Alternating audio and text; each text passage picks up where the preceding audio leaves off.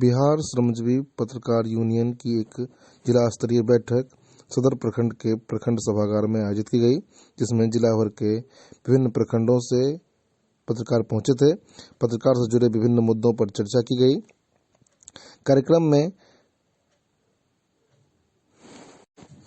में मुख्य अतिथि के रूप में एनडीटीवी में वर्षों संपादक के पद पर काम कर रहे नदीम काजमी जी पहुंचे थे। उन्होंने पत्रकारों से जुड़े विभिन्न मुद्दों की चर्चा किया। आइए देखिए इस रिपोर्ट में पत्रकारों से जुड़े विभिन्न मुद्दों पर क्या विचार विमर्श किया गया। हालांकि गोरखपुर में 2 गुट हो गया है तो 2 प्रश्न पड़े। तो हमारे इससे जो आते हैं लोग समुदाय से, तो मुस्लिम स्कूल, मिल्लत कॉलेज, यही करके उसके बाद मैं चला गया यहाँ से ग्रेजुएशन के बाद। फिर और आपका जो ये सभागार है, इसके पास में ही मेरी पढ़ाई लिखाई हुई, यही मिल्की चक के पास में, कबीर चक के पास वहीं मैं रहता था। नानियाल मेरा वहीं है, नानियाल से पड़ा। शोभन मेरा गांव है, घर वहीं है, पैतृक गांव। आजकल मैं अपने पैतृक गांव में शोभन में हूँ, तो आप ही के बीच का हूँ, आप ही जैसा हूँ। मेरा सौभाग्य कि मैं थोड़ा बाहर निकल गया तो अलीगढ़ मुस्लिम यूनिवर्सिटी चला गया पोस्ट ग्रेजुएशन के लिए। फिर जेएनयू चला गया मैं एमफिल के लिए, पीएचडी के लिए। और उसके बाद आपके ही जो पेशा है उसी पेशा से मैं जुड़ गया। 22 साल तक एनडीटीवी में मैंने काम किया संपादक के रूप में। शहर 35 साल पहले मुझसे छूटा, लेकिन अपने शहर में मैंने बहुत सारी चीजें पाई कि जिस तरह से विकास हुआ या होना चाहिए वो नहीं हो पाया। और उसकी एक आपको जो उदाहरण मिसाल दे दूं कि आप लोगों को भी इतना प्रतीक्षा करना पड़ा ट्रैफिक, और कोई आरोपी नहीं। बात हो रही है आरोपी की, लेकिन अभी तक कहीं नहीं है। आप एक मैंने ट्वीट पहले देखा था जो बिहार सरकार का था कि हमने बिहार सरकार की जो वो इतना सुगम कर दिया है आना जाना कि आप 5 घंटे में कहीं भी से भी हो आप पटना पहुंच जाएंगे। तो किसी ने उसमें बहुत अच्छा जवाब दिया, दोनार गुमती तो पार करो पहले। दोनार गुमती आप उसको देखिए कि वो दूसरे प्रखंडों से जोड़ता है, दूसरे शहरों से जोड़ता है। आप बिरौल जाएंगे, बेनीपुर जाएंगे और कई जगह भी जाएंगे तो उसी से जाएंगे। वहां पर की स्थिति देखिए कैसी है। मैं अपने साथी हैं दोनार में ही प्रमोद जी, उनका भी कई बार मैं देखता हूँ बेचारे ने एक छेड़ा ही। समस्तीपुर में देखिए बन गया, मुजफ्फरपुर में कितने सारे हैं, दरभंगा मिथिला की राजधानी, और मिथिला की राजधानी में अब हम बढ़ रहे हैं कि भाई एयरपोर्ट हो रहा है या एम्स हो रहा है वैसा।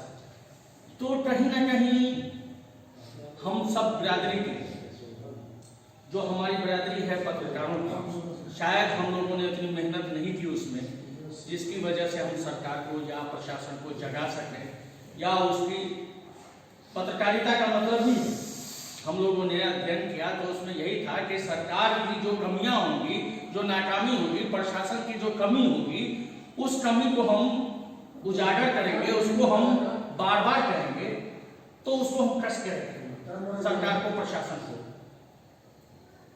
लेकिन कहीं ना कहीं हमसे कहीं चूक हुई होगी राष्ट्रीय स्तर पर ही। राष्ट्रीय स्तर पर तो खैर बहुत सारा, अब कुल मिला के कहिए तो कॉर्पोरेट और मीडिया, कॉर्पोरेट ही सब कुछ चला रहा है, मीडिया मजबूर है। गाली हम आपको पड़ती है, गाली पत्रकार को पड़ती है, लेकिन पत्रकार तो मजबूर है। वो तो स्टोरी लेके आएगा, वो तो फोटो लेके आएगा, वो तो वीडियो लेके आएगा, लेकिन उसको चलाना संपादक में भी नहीं है। पहले संपादक एक पद होता था, उसकी गरिमा होती थी। संपादक मना कर देता था तो स्टोरी नहीं छपती थी। लेकिन अब संपादक भी मजबूर है, क्योंकि संपादक कम हो, मैनेजर ज्यादा है। तो हम लोग एक ऐसी परिस्थिति में हैं, ऐसे हालात में हैं जहां हमारे लिए चुनौतियां बहुत बड़ी हैं। और इतनी बड़ी चुनौती है कि मुझे लगता है कि एक डॉक्टर अगर होता है तो वो सोचता है कि अपने बेटे को डॉक्टर बनाए, एक इंजीनियर होता है तो वो सोचता है अपने बेटा को इंजीनियर बनाए, सीए होता है सीए बनाए। मुझे नहीं लगता कोई पत्रकार होगा जो ये सोचता होगा कि मेरी अगली पीढ़ी जो है या मेरा बच्चा पत्रकार बने। ये इस स्थिति में हम लोग आ गए। हम तो श्रमजीवी पत्रकार हैं ना, हम तो संपादक भी नहीं है, हम तो कॉर्पोरेट भी नहीं है, हमको अपना घर भी चलाना है, पेट भी पालना है, मजबूरी होती है हमारी, सबकी है। जिएंगे तब ना दिखेंगे, जब जिएंगे ही नहीं, जीने का साधन ही नहीं रहेगा तो हम लिखेंगे क्या, दिखाएंगे क्या। रंग भी बदल रहा है। अब रंग ऐसा बदल रहा है पत्रकारों में कि रंगमय हो जाते हैं उसी में। अंतर्राष्ट्रीय स्तर पर देखिए, आज गाजा में जो हो रहा है जेनोसाइड, उसको पश्चिमी मीडिया देखिए, जो अपने पश्चिमी मीडिया अपने आप को बहुत ही स्वतंत्र मानती है, बहुत ही स्वतंत्र कहते हैं कि भाई हम तो स्वतंत्र पत्रकारिता करते हैं। लेकिन उसमें आप देखिए किस तरह से वो गाजा को दिखा रहा है, ठीक है। और यहाँ हम लोग भी कहीं ना कहीं, अब एक तो शब्द ही चल पड़ा है गोदी मीडिया। हमारे ही साथी रवीश कुमार ने, जो हम लोगों के साथ थे, उन्होंने शुरुआत की कि भाई ये अब हम जाके गोदी में बैठ गए। सरकार के पास अपनी उपलब्धि बताने के लिए तो मंत्रालय है, उनके पास तो पूरा विभाग है। अगर हम भी, जैसे हम पर कहा जाता है या पत्रकारों पे कहा जाता है कि आप केवल नकारात्मक खबर दिखलाते हैं, सकारात्मक दिखलाइए, तो सकारात्मक के लिए तो आपके पास धन है, बल है, आपके पास पूरा का पूरा सिस्टम है, जनसंपर्क विभाग है ना भाई। तो आप तो उससे अपना जितना सकारात्मक है आप कीजिए। आप होर्डिंग लगाते हैं, आप पूरे पन्ने का विज्ञापन देते हैं, सब कुछ देते हैं। तो इन पत्रकारों को जो बेचारे सुबह से लेकर रात तक घूमते रहते हैं, कोई अच्छी स्टोरी लाते हैं, कोई समाज के सबके सब। मैं आप लोगों को सबसे बड़ी बधाई इस बात पर देना चाहता हूं कि आप लोग समाज के सबसे निचले हिस्से का नाक कान है। आप सुनते हैं, आप सुनते हैं, आप देखते हैं, उसको आप दिखलाते हैं। लेकिन अगर आपका लाया हुआ मटेरियल या आपकी लाई हुई स्टोरी चले ही ना, बने ही ना, उसको प्रमुखता से जगह ना मिले, तो आप भी मजबूर हो जाते हैं। आज के पत्रकारिता में सबसे बड़ा जो बहुत बड़ा विस्तार आया है वो सोशल मीडिया से आया। वहां पे आप अपनी बात रख देते हैं। आप देखिए कि इतने बड़े पत्रकार, चाहे रवीश कुमार हो, चाहे पुण्य परसों वाजपेयी हो, चाहे अभिषाक शर्मा हो, आप उनको नौकरी ना दीजिए, नौकरी से हटा दीजिए। चाहे अजीत अंजुम है, वो अपनी रोजी कमा रहे हैं, उनको देखने वाले लोग हैं, उनको सुनने वाले लोग हैं, वो कर रहे हैं। तो विस्तार हुआ है, लेकिन इसी विस्तारीकरण में बहुत सारे लोग हैं जिनको अपना कारोबार चलाना है, जिनको कुछ और करना है। हम आप सब जानते हैं, वो भी पत्रकार बन गए। पहले पत्रकार के नाम पर बड़ी प्रतिष्ठा होती थी, लोग डर जाते थे, प्रशासन डर जाता था, है ना, सरकारें भी जाती थी, डर जाती थी। अब हम लोग कई जगह पे हास्य का पात्र हो गए, हास्य का पात्र हो गए। कई सारे यूट्यूब पर आता है कि कहीं बेचारा पत्रकार पिट गया, कहीं जगह देखिएगा कि जो उसे गलत मुकदमे पर फंसा दिया गया। तो आज की विकट स्थिति में जरूरत है कि हम एकताबद्ध होके साथ रहें। एक समय ऐसा था, यूनियन इतनी मजबूत होती थी, मैंने तो कई यूनियन, पीटीआई की यूनियन, इतनी शक्तिशाली होती थी कि पीटीआई में 2-2 महीने 3-3 महीने तक स्ट्राइक चलता था, घेराव हो जाता था, पूरा रास्ता नहीं होता था। संपादक हो या ये क्या कहते हैं कि रिपोर्टर हो, कॉरेस्पॉन्डेंट हो, छुप के पीछे से जाता था, स्टोरी करता था, फिर भाग के आके बैठ जाता था धरने पर। तो दोनों तरफ से हमारे यहाँ कमजोरी आई है। एक तो यूनियनें कमजोर हो गई हैं, और यूनियन अगर कॉल देती है तो उसमें भी हम बट जाते हैं। कुछ लोग जाते हैं, कुछ लोग नहीं जाते हैं। अपना अनुभव तो ये है कि 2014 में 15 में मैं सेक्रेटरी जनरल बना प्रेस क्लब ऑफ इंडिया का, और 2015-16 हम लोगों ने ये शर्त रख दी कि 2 ही साल का टर्म होगा, क्योंकि उससे पहले कुछ लोग आए तो वो 5 साल 6 साल और वो उसको अपनी पॉकेट बोरो बना लिया, अपनी वो जगह बना ली। तो हम लोगों ने कहा कि नहीं, ये जो पत्रकार मतलब अगर वो संगठन है आपका, तो संगठन जब तक के वो लोकतांत्रिक नहीं होगा, जब तक के उसमें लोकतांत्रिक नए नए लोग नहीं जुड़ेंगे, अलग अलग तरह के लोग नहीं जुड़ेंगे, एक ही तरह के मठाधीश हो जाएंगे, तो फिर उसकी मजबूती नहीं है। जीतने के बाद मैं तो चाहता कि बैठ जाऊं, लेकिन मैंने कहा नहीं, इसमें बदलाव लाइए, बदलते रहिए। 2 साल के बाद आपको 4 साल का आपको रेस्ट लेना होगा।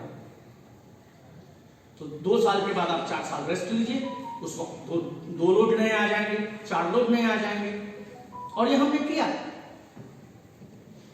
हमने वहां सिर्फ प्रेस क्लब ऑफ इंडिया ही नहीं, पूरे प्रेस क्लब को, पूरे भारत के प्रेस क्लब को, जो क्या कहते हैं राज्य के प्रेस क्लब, उसको हमने जोड़ा, federation of press club of India बनाया। और एक बार हमने कॉल दिया, जब पत्रकारों पे हमला हो रहा था, जब पत्रकार मारे जा रहे थे, मध्य प्रदेश में मारे गए थे ना जला के, वो मामला था। फिर यहाँ उत्तर प्रदेश में हो गया था, वहां भी जला के मारा गया था। तो हम लोगों ने नाम दिया 2 अक्टूबर को, in the name of Gandhi, please stop violence against journalist. और आपको मैं बतला दूं कि पत्रकार साथियों ने ऐसी एकजुटता दिखलाई कि सिर्फ केवल जयपुर और रांची छोड़ के हर जगह के क्या कहते हैं प्रेस क्लब ने, आप नॉर्थ ईस्ट से लीजिए, नॉर्थ ईस्ट के सारे 7 सिस्टर्स, गुवाहाटी से लेके शिलोंग से लेके सिक्किम से, मतलब हर जगह के, और वहां से लेके आप चले जाइए मुंबई प्रेस क्लब से लेके, चंडीगढ़ से लेके श्रीनगर प्रेस क्लब से, हर जगह एक साथ हमने स्ट्राइक किया। उसका असर भी हुआ। मुलायम सिंह के रेजिडेंस पे हम लोग चले गए। खास तौर पे अगर आप देखिए, वो समय जब था क्या नाम है, कन्हैया जेएनयू वाला एपिसोड जब हुआ, और उसके बाद वहां पत्रकारों की पिटाई हो गई पटियाला हाउस कोर्ट में, सारे पत्रकार, हजारों पत्रकार एक साथ जुड़े, और हम लोगों ने कहा कि ये बहुत है, अति हो गई, क्या किया जाए। एकत्रित हुए और वहीं से हुआ चलो सुप्रीम कोर्ट ही हमारा न्याय दिला सकता है। सुप्रीम कोर्ट के चीफ जस्टिस के पास जाएंगे। और वो 4 किलोमीटर 5 किलोमीटर जो था रास्ता, उसमें बड़े से बड़े पत्रकार लाइन लगा के चले गए, खड़े हो गए, और सब पहुंचे वहां क्या कहते हैं सुप्रीम कोर्ट में हमने ज्ञापन दिया। असर भी हुआ। राष्ट्रपति ये थे आपके प्रणब दा, उन्होंने बुलाया, वहां जाके हमने ज्ञापन दिया। तो जरूरत इस बात की है कि किस तरह से हम अपने आप को सक्रिय रखें, एकजुट रखें, और हमारी कोशिश ये होनी चाहिए कि ऐसी कहानी लाएं जो समाज के सबसे निचले स्तर के जो लोग हैं, जो वंचित हैं, जो छूटे हुए हैं, जिनकी बात नहीं पहुंच पाती, उनकी बात हम जनता के पास ले जाएं और प्रशासन के पास ले जाएं। जब हम लिखेंगे, जब हम दिखाएंगे, तो जनता भी देखेगी और प्रशासन। युद्ध हो रहा है, उसकी वजह से देखिए तापमान किस तरह से बदल रहा है। और उसमें मीठा पानी जो है वो बचेगा नहीं। हम लोग तो मीठा पानी का पूरा नेपाल से जितना आता है पानी, उसको अगर हम संरक्षित कर दें, कई जगह काम हुआ है, महाराष्ट्र में काम हुआ है, बड़े बड़े वो बनाए गए, जलाशय बनाए गए हैं, बेंगलोर में भी अच्छा काम हुआ है, ये कर्नाटक में, कई जगह।